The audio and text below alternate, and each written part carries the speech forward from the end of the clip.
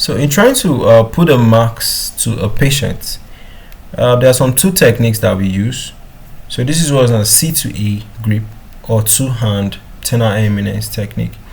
All right, so look at this. This is looking like what? A C.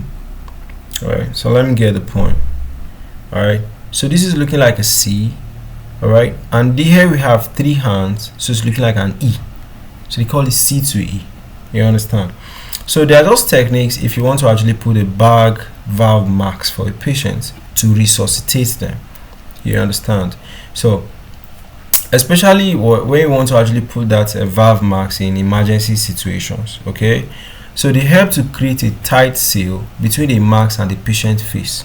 Now this is because you want to ensure that the ventilation is actually reaching the patient as it should.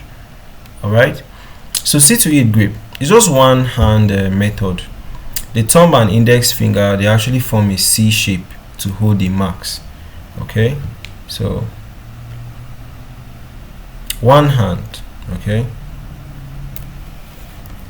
remaining fingers form an E shape to what? Lift the jaw. Okay, I think this is what they are trying to what? Describe.